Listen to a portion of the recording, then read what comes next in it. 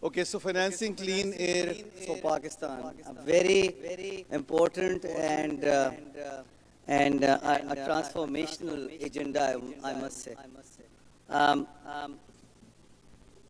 I'm not going to delve into the details of why it is important because you already must have had enough discussions on that subject.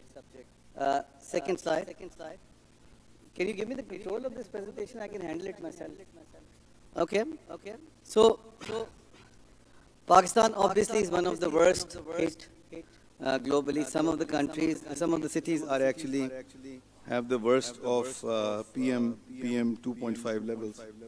Um, and that causes Pakistan to suffer um, something like 6% of the GDP every year owing to the climate crisis. For banks, what does it mean? It means the dirty year means lower repayments, weaker exports, and of course, high non-performing loans. Our CRO, you just heard at the panel, he's the most worried about the whole thing, and that's the reason why he is in charge for clean financing at Bank of Punjab. And then, of course, this is just the impact of, in the normal course of business, the flooding impact is on top of that. So it's altogether it's substantial impact. It's starting from health, economy and finance, they're all interlinked. And it impacts all of them, as I said in the earlier slide also. And this conference is actually about, not just about awareness, but about concretizing the ideas of structured finance and the way forward. And that's how the conferences should be. Pakistan's climate finance gap is around 348 billion US dollars between now and 2030. And obviously the impact of flooding aside, which could be another, $100 million perhaps between now and 2030. The dilemma is that we have enough capital available internationally. The challenge is that we do not have the projects to tap into that funding. And we merely have been able to mobilize 0.5% of the funding which was available out there from the committed flows for Pakistan. This is Mansoor is here. Assalamu alaikum, sir. I know you are a big advocate of clean air. We are trying to do our bit. Assalamu alaikum. कैसे हैं आप? Good to see you. इनसे हमारा sir बड़ा पुराना रिश्ता है justice साहब से. The world is not short of capital. The world is short in confidence that they have in Pakistan's readiness. The missing middle is about the projects and are about better coordination amongst various federating units. Capacity building is the key name of the game is required. Even the term FX financing, which is the most challenging of all the financing requirements in Pakistan, is also available out there. But I don't think we are ready and have the capacity to tap into that. So what is the way forward? The way forward is green taxonomy. It's the need of the hour. It's the real game changer when it comes to clean air financing. It's all about plumbing the capital flows. And in terms of next steps, it's about integrating the federating units. And coordinator bhi Prime Minister ki बैठी हुई हैं. She knows what I'm talking about exactly. We have had many discussions on this already. the integration with the federal and the provincial level is something which is the need of the hour, because the projects rest in the provinces, while the entire effort of fundraising is either being done through EAD or State Bank of Pakistan at the federal level. And that disconnect is causing that lack of delivery as far as the projects financing is concerned. I must have to admit, ladies and gentlemen, that banks are not doing enough. I'm also the chairman of Pakistan Banks Association, and I can put the hand on my heart and say that perhaps banks needed to do better and more. We are not doing our bit enough. We needed to understand what is needed. What is required is to embed the green covenants in our financing facilities, because this is the only way where we can push people to go towards climate compliant projects. And this is how we can dictate them as well. It could be ESG risk scoring or stress testing for that matter. It could be about, channelizing liquidity from different sources which are out there, which are actually quite attractive, to tell you the truth. When it comes to foreign currency funding, one, the foreign currency funding is not flowing through for Pakistan very easily, but for climate, that funding is definitely there. And, we need to really tap into that funding through World Bank and EDB, the concessional funding. Bank of Punjab has done its bit. At the end of the day, this logo up here, I have to justify my salary as well. So the Bank of Punjab piece has to come through. But to be honest with you, Bank of Punjab is doing much more than any other bank when it comes to climate space. And there, we are the only bank in Pakistan which has been recognized by AFD. They have a strategic alliance with them.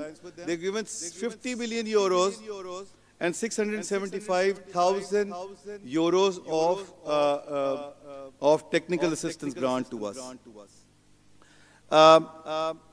Institutionally, which is unheard of when it comes to public sector entities, as we call it SOEs.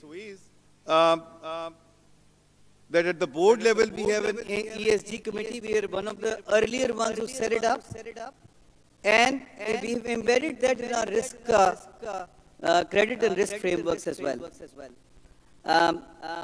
We have diverse green portfolio, extending renewable energy loans to sustainable agriculture, to SME energy efficiency, and to green transport financing. All of them, Bank of Punjab is far ahead of the rest of the banking industry. But internally as well, Bank of Punjab has done its bit in terms of having a cleaner energy and healthier work environment.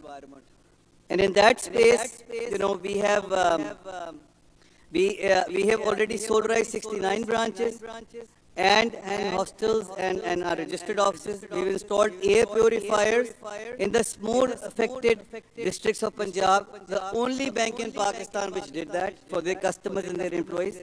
And 81% more sites are planned for 27. This institutionalization of the green financing by BOP is something which is replicable in the industry, and we would encourage the others to follow the suit. Bank of Punjab has recently issued the first ever ESG report. The credit goes to Arsalan, who's sitting right here, and Ali is also there. The credit goes to them for coming out with this great report. I think Vikas is also around somewhere, because he's been putting up pictures on the group. Nevertheless, these are the people who are behind this report. Very proud of it, that as public sector institution. The other institution, by the way, that I am a non-executive chairman of, have done the similar interventions in climate compliance. In fact, we would like OGDC to be the champion of climate compliance in Pakistan. I've already talked about the climate and green financing initiatives that the banks has taken, the governance system. The future roadmap now is that the Bank of Punjab is planning to have a green bond by 2026, and then start computing the score for to finance emissions next year as well. The green credit cards are also in the pipeline. There are two case studies, ladies and gentlemen, that I would like to share with you. One is on agriculture and livestock card, the star product of our banking, of our Government of Punjab collaboration. The interesting bit is that the most polluters are actually the biggest victims of their own act as well, or the lack of thereof. So the damage also, while the agriculture and livestock are the largest polluters, they are the victims of climate challenges too. The important thing, ladies and gentlemen, is that the poor quality of input and the excessive input is something that results in environmental hazards, because it travels through the soil. And both agriculture and livestock are environment pollution travels through the soil, and that is why it's important to regiment the quality and the quantity of the input that we are putting in, both in agriculture as well as livestock. The product that Bank of Punjab has introduced in collaboration with Government of Punjab is called Kisan Card and Livestock Card. Under both the products, it's a closed loop project whereby we regiment the extent and the quality of input, pesticides, fertilizers, and seed. It not only improves the productivity, but it also mitigates the risk of climate pollution. The second project that I would like to share with you is on the industry side, a couple of them on industries and transport. Transport, as you all know, 40% of the pollution in urban areas is owed to the transport. We few years ago launched brick kiln financing as SME retrofit loans. Very successful. It helped in reducing the emissions by 60%. The two products that we've done with Government of Punjab, again, we are very proud of that, is CM's interest-free bike scheme and 2- and 3-wheeler program, which is in the pipeline now. We are also working, by the way, with Government of Punjab Transport Department on e-buses, around 650 e-buses, and e-taxis, around 1100 e-taxis. And because of our success in Punjab, we were invited by the federal government to structure the facility for them for 2-wheeler and 3-wheeler financing, 40,000 e-bikes, and around 1,200 rickshaws, which are being financed by the industry. The entire framework is prepared by the Bank of Punjab. In fact, on the 4-wheeler side also, the project which is coming up now, other than the e-taxis that I talked to you about, the project which is coming up now is the BYD's project in Pakistan, the assembling project. Bank of Punjab has the exclusive mandate to finance both Foreign currency and local currency there. In fact, the first LC of $35 million is already been established for that project. The real challenge, however, when it comes to transport, is on the supply side choking.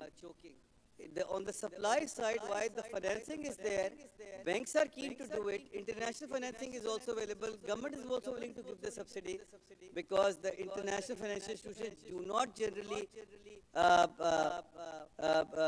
a problem or object to this kind of subsidy.